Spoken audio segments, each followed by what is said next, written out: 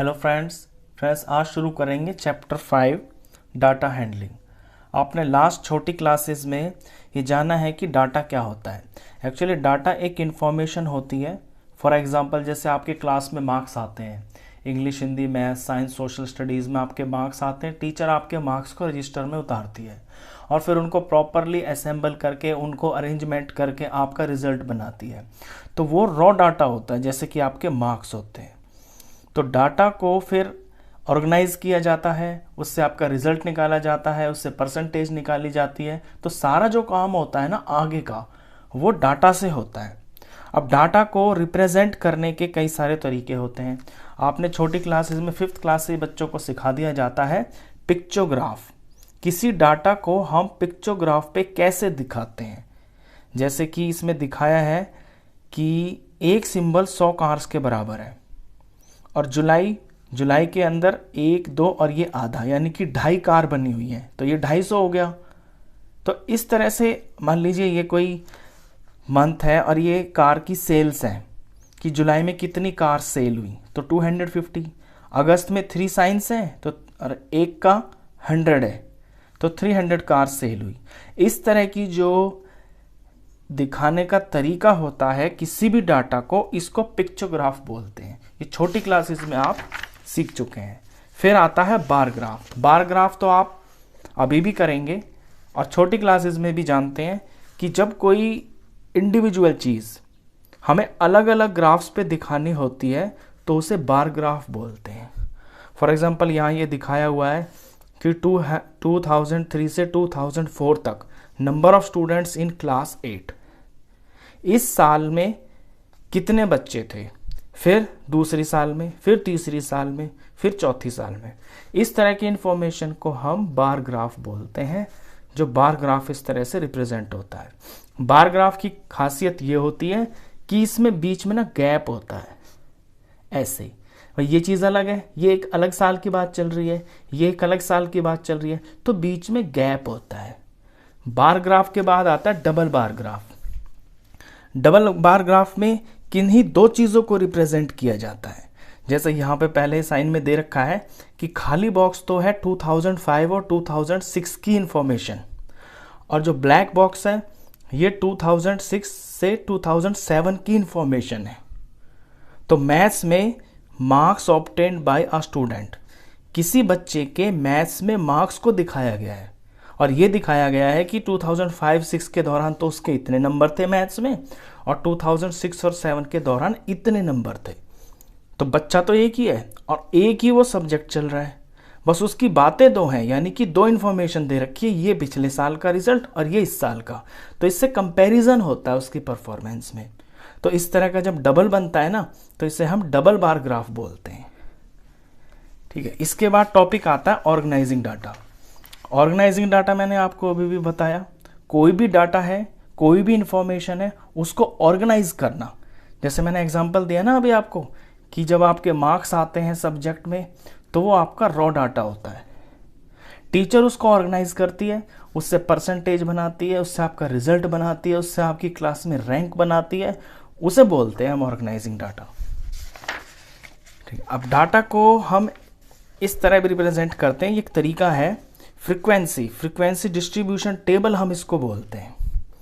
For example कोई बच्चा है, उसका ये आर्ट सब्जेक्ट, ये मैथ सब्जेक्ट, ये साइंस सब्जेक्ट, ये इंग्लिश सब्जेक्ट, तो इनमें उनके कितने कितने नंबर ऑफ स्टूडेंट्स कितने हैं, कितने ये सब्जेक्ट हैं और इस सब्जेक्ट को पसंद करने वाले कितने कितने स्टूडेंट हैं क्लास के अंदर, ये एक तरह का इन्फॉर्मेशन दिया हुआ है। और बीच में है टैली मार्क्स। अब टैली मार्क्स क्या होता है कि टैली मार्क्स जो है ना, सवाल को करने का एक रफ तरीका होता है। अभी क्वेश्चन आएगा नेक्स्ट, वहाँ पे आप सीखेंगे कि टैली मार्क्स का एक्चुअल यूज़ होता क्या है। तो आर्ट्स पसंद करने वाले 7 बच्चे हैं, मैथ्स पसंद करने वाले 5 बच्चे हैं। तो ये जो है ना, ये टेबल, इसको बोलते हैं फ्रीक्वेंसी डिस्ट्रीब्यूशन टेबल। ये भी आप करेंगे अभी। फिर है ग्रुपिंग डाटा। ये चीज़ इंपॉर्टेंट है आपके लिए, क्योंकि ग्रुपिंग डाटा से आपको हिस्टोग्राम बनाना है। हिस्टोग्राफ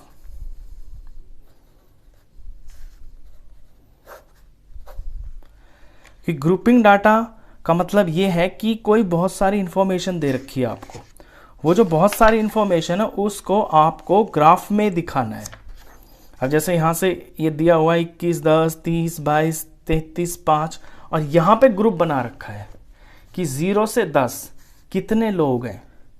फॉर एग्जाम्पल ये कोई एज है या कुछ भी है, मान लीजिए ये एज दे रखी है किसी शहर में, तो 0 से 10 साल के कितने लोग हैं 2, 10 से 20 साल के कितने लोग हैं 10।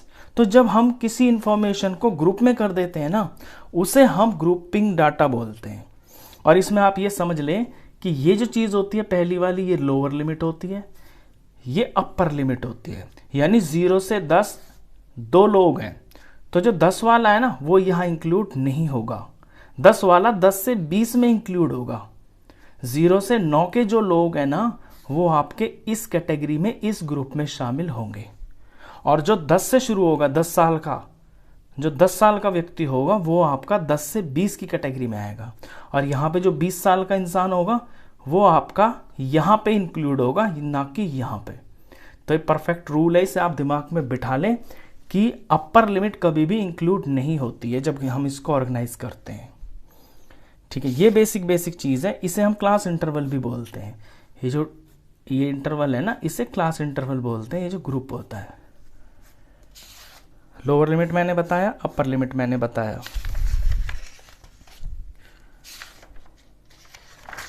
चलिए, ये इसका मेन इंट्रोडक्शन था।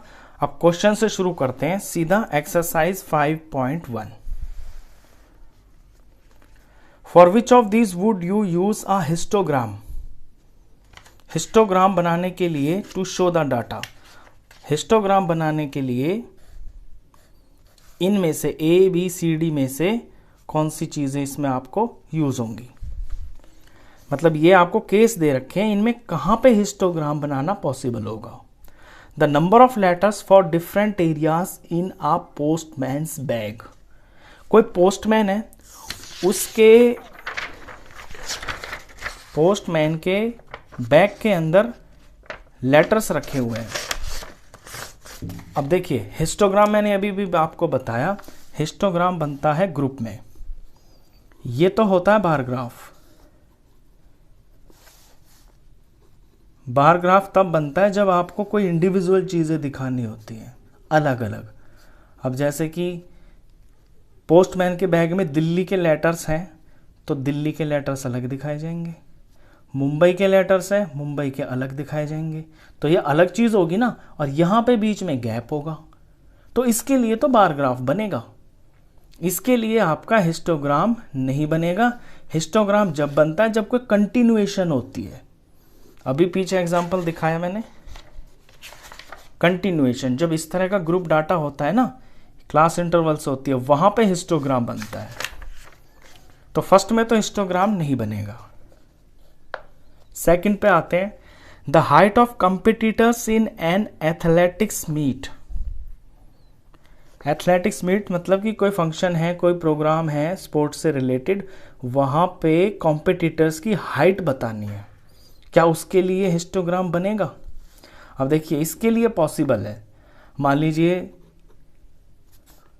उसमें कैटेगरीज हैं कि इतने से लेके इतने मीटर तक के बच्चे कितने हैं, हाइट होगी ना, जैसे सबकी हाइट होती है, जैसे किसी की 150 सेंटीमीटर, 160 सेंटीमीटर, 162 सेंटीमीटर, 175 सेंटीमीटर, तो इसका ग्रुप बन जाएगा। इसमें यह दिखा सकते हैं कि 150 सेंटीमीटर से 160 सेंटीमीटर के इतने लोग, फिर यहीं से शुरू हो जाएगा कि 160 से लेके 170 सेंटीमीटर तक के कितने लोग, फिर जो इससे भी बड़े हैं, जो 170 सेंटीमीटर से जो आगे के हैं और 180 के बीच के लोग हैं, वो यहाँ पे आ जाएंगे। जो 180 सेंटीमीटर से 190 सेंटीमीटर के हैं वो इस ग्रुप में आ जाएंगे। तो ये जो चीज़ है ना, ये चिपक के बन रही है। ये जो चिपक के बनती है ना चीज़, इसी को बोलते हैं हम हिस्टोग्राम। तो बी में हिस्टोग्राम बनाना बिल्कुल पॉसिबल है, तो इसको हम हिस्टोग्राम से शो कर सकते हैं इस केस को। See, the number of cassettes produced by 5 companies.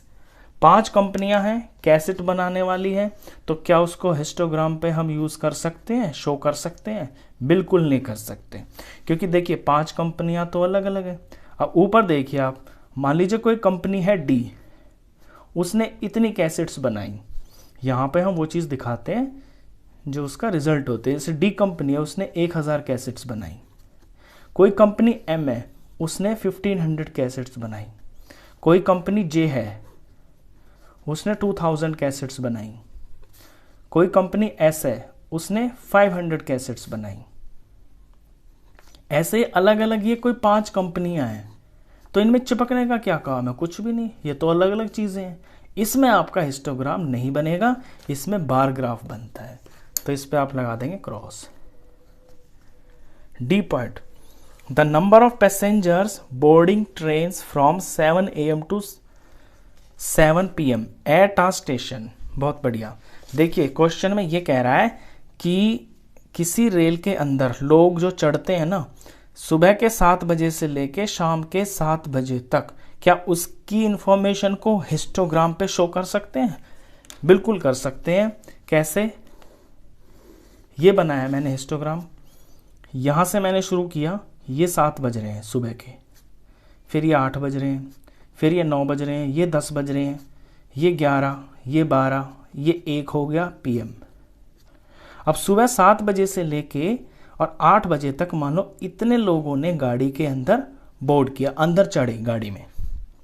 यहाँ पे इनका काउंटिंग होता है, जो भी होता है। 500 है, ये 1000, ये 1500 समथिंग, इस तरह से। तो 7 से 8 बजे तक 500 लोग गाड़ी के अंदर चढ़े, ट्रेन के अंदर। और 8 से 9 तक चढ़े 1500 लोग। 9 से 10 कुछ होगी काउंटिंग, मान लो 1000 लोग चढ़ गए। 10 से 11 मान लो 2000 लोग चढ़े गाड़ी के अंदर। तो इस तरह से सुबह के 7 बजे से लेके और शाम के 7 बजे तक जो लोग गाड़ी के अंदर चढ़े हैं ट्रेन के अंदर, उनको हम हिस्टोग्राम पे बिल्कुल शो कर सकते हैं, क्योंकि ये तो कंटिन्यूएशन है ना टाइम का। 7 से 8, 8 से 9, 9 से 10, 10 से 11, इसी तरह 11 से 12, ये चलता जाएगा। तो इसके लिए हिस्टोग्राम का यूज किया जा सकता है। तो ये फर्स्ट क्वेश्चन था आपका। चलिए अब क्वेश्चन नंबर 2 करेंगे। The shoppers who come to a departmental store are marked as man. Man को M लिख दिया, वोमेन WB, बॉय को B और गर्ल को G। The following list gives the shoppers who came during the first hours in the morning. कोई departmental store है जहां पे सामान मिलता है घर का, तो वहां पे जो कस्टमर्स आए हैं ना, उनमें जो आदमी आया है मैन, उसको M से डिनोट किया गया है। जो औरत आई है वोमेन, उसको W से। जो बॉय आया है उसको B से। जो गर्ल आई है उसको G से डिनोट किया गया है। और ये एक लिस्ट दे रखी है। The following list gives the shoppers who came during the first hour in the morning. Departmental store खुलते ही पहले घंटे में जो कस्टमर्स आए हैं ना, ये उनकी लिस्ट दे रखी है। तो सबसे पहले कौन आया है? W फॉर वोमेन, तो ये दे रखा है। उसके बाद फिर वोमेन, फिर वोमेन, फिर कोई गर्ल आ गई, फिर कोई बॉय आ गया, फिर वोमेन आ गई, इस तरह से दे रखा है। क्वेश्चन देखिए, make a frequency distribution table using tally marks. Tally marks का यूज करते हुए आपको एक डिस्ट्रीब्यूशन टेबल बनाना है। Draw a bar graph to illustrate it. और इसको समझाने के लिए, इसे दिखाने के लिए आपको बार ग्राफ भी बनाना है। तो चलिए सबसे पहले बनाते हैं फ्रीक्वेंसी डिस्ट्रीब्यूशन टेबल, और उसका कैसे यूज होता है ये भी आप इसमें सीखेंगे। देखिए ये मैंने बना के रखा हुआ है फ्रीक्वेंसी डिस्ट्रीब्यूशन टेबल का फॉर्मेट कैसा होता है। इसमें आपके 3 बॉक्स होते हैं। ये सबसे पहले जो चीज़ दिखानी होती है वो ये है शॉपर्स, जो कि दुकान में जा रहे हैं शॉपिंग करने। मैन है, वोमेन है, बॉय है, गर्ल है। बीच का बॉक्स होता है टैली मार्क्स। ये थोड़ा आप बड़ा बनाएं क्योंकि एक्चुअली ये रफ काम का होता है। और यहाँ होता है फाइनल नंबर। तो जितने ये लोग यहाँ आते हैं ना टैली मार्क्स में, उनको हम जोड़कर यहाँ पे लिख देते हैं फाइनल। अब सवाल की शुरुआत करते हैं। देखिए डिपार्टमेंट स्टोर के अंदर सबसे पहले कौन आया?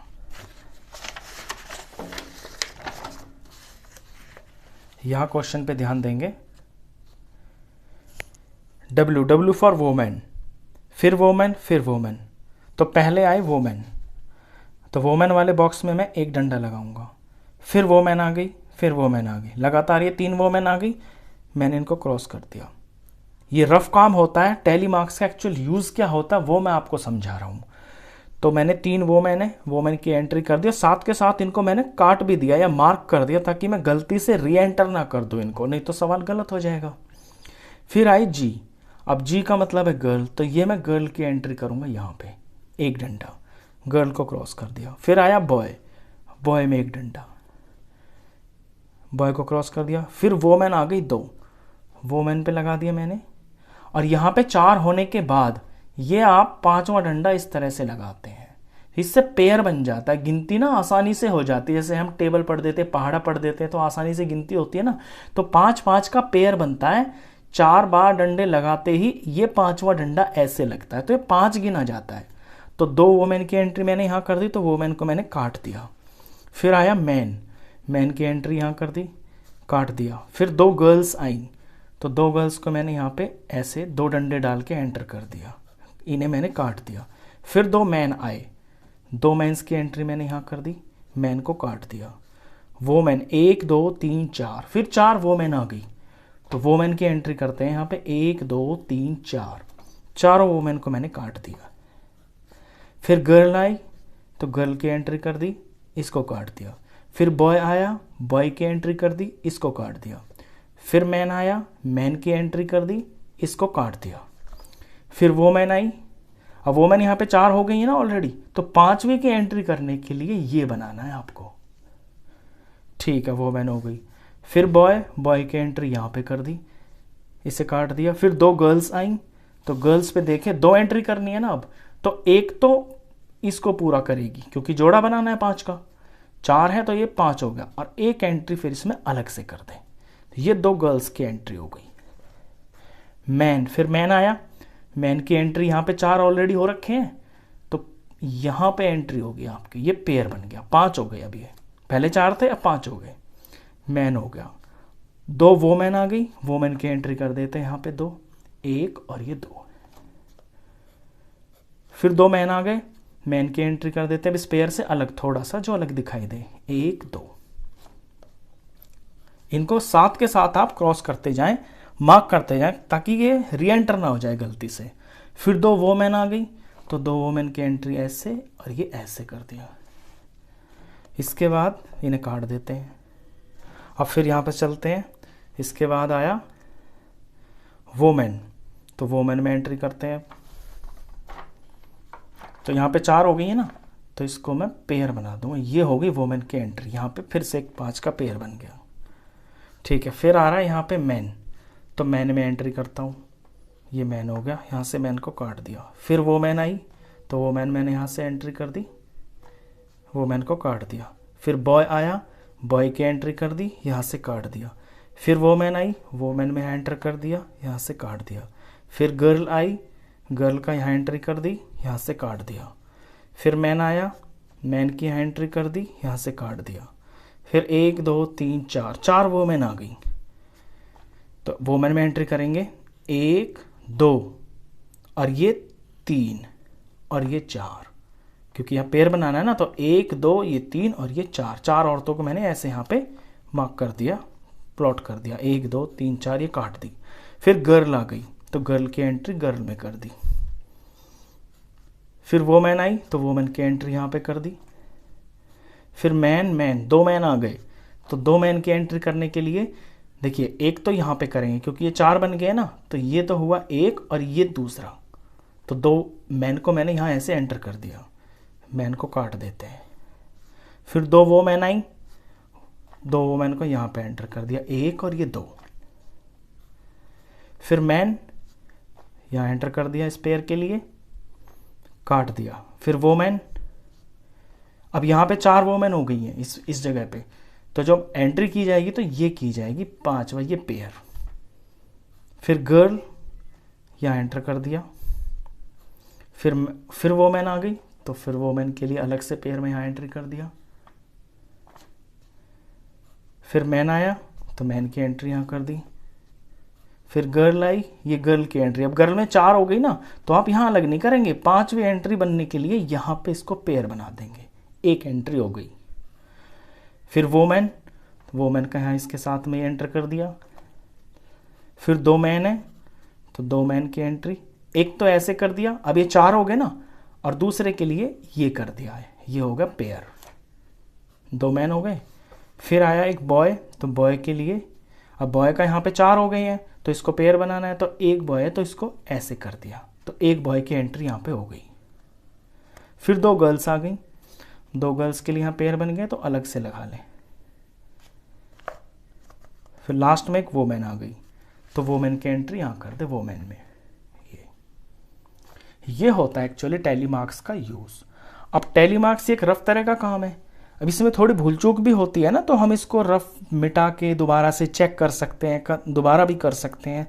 इसको देखने के बाद ये जो काउंटिंग यहाँ पे आई है, ये 5 5 5 5 5 का जोड़ा बन गया ना। जोड़ा कैसे बनता है ये भी आपको मैंने समझा दिया, ठीक है। अब इसमें ये करते हैं कि अपने टैली मार्क्स में देखकर एक्चुअल जो नंबर होता है उसको नंबर वाले बॉक्स में हम भरते हैं। अब देखते हैं मैन कितने हुए, 1 2 3, 5 का पेयर है ना, 5 दिया 15 यानी कि 15, तो 15 तो मैन हो गए। वोमेन कितनी हुई, 1 2 3 4 5, और 5 5 25, 26 27 28, 28 हो गई वोमेन। बॉय एक पेयर बन रहा है, ये 5 है तो 5 बॉयज हो गए। गर्ल कितनी है, 5 5 10 एंड 1 2 12, ये 12 हो गया। तो ये होता है फ्रीक्वेंसी डिस्ट्रीब्यूशन टेबल, और ये इस तरह से बनाया जाता है। और टैली मार्क्स का क्या यूज होता है वो भी आप जान गए हैं, ठीक है। अब इसके बाद फ्रीक्वेंसी डिस्ट्रीब्यूशन टेबल तो हो गया, आगे क्वेश्चन ये भी है कि draw a bar graph to illustrate it. इस इंफॉर्मेशन को दिखाने के लिए, समझाने के लिए अब इसका आप बार ग्राफ बनाइए। चलिए अब बार ग्राफ बनाते हैं।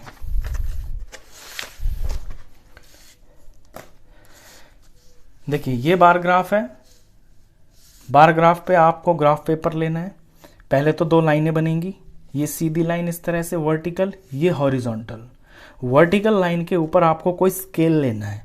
स्केल का मतलब है जैसे कि यहाँ 15 28 5 12 ये गिनती है ना, ये आपको दिखानी है ना, तो इस पे स्केल लेंगे। तो गिनतियाँ मेरी कोई बहुत ज़्यादा बड़ी नहीं है, तो स्केल में ले लूँगा कि एक बॉक्स को मैं मान लूँगा 5।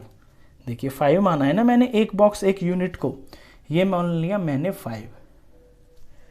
अब 5 के हिसाब से मैं यहाँ पे काउंटिंग लिखूँगा, 0 5 10 15 20 25 30।